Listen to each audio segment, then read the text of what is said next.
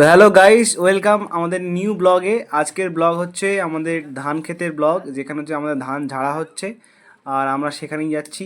ওখানে অলরেডি বাবা কাকা দাদু মা বাবা দাদুরা সব রয়েছে, কাজবাজ করছে আর আমরা যাচ্ছি ধান আনতে।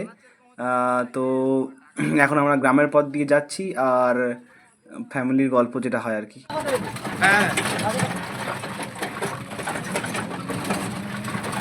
তোমার তাহলে তো পার ডে হাটটা হয়ে যাচ্ছে নাকি? আচ্ছা,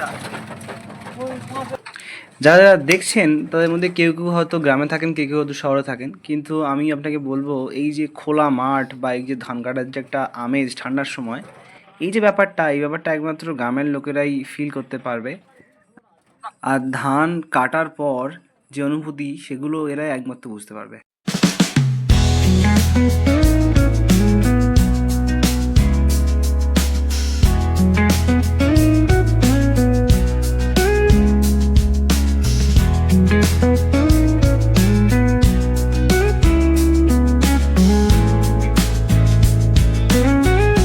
তো ভাই এসে গেছি আমাদের জমিতে।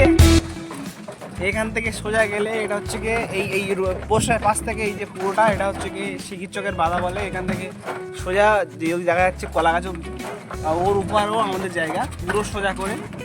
আর এদিকে আমাদের ধান তোলা হচ্ছে, এই বাবা আর মা কাজ করছে, আমরা যাচ্ছি গাড়ি করে।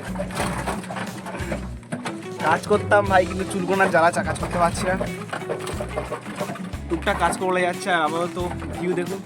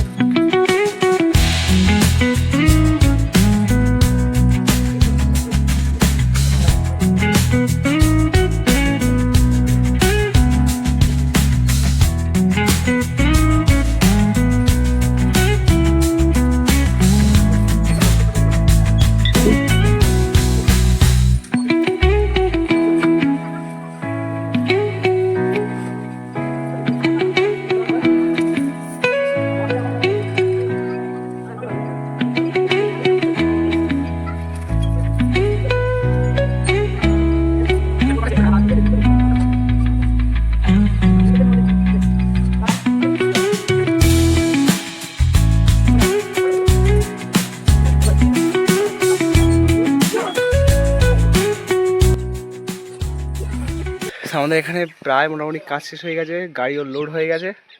এবার এখান থেকে বেরোবো।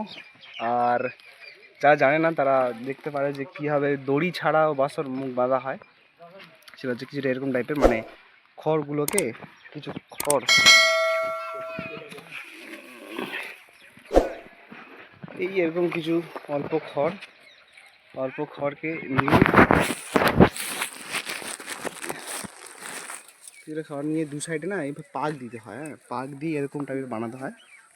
এই যে যেমন এরকম টাইপের বানাতে হয়, আর সেটাকেই পাক দিয়ে মানে বস্তা মুখ বাঁধতে হয়।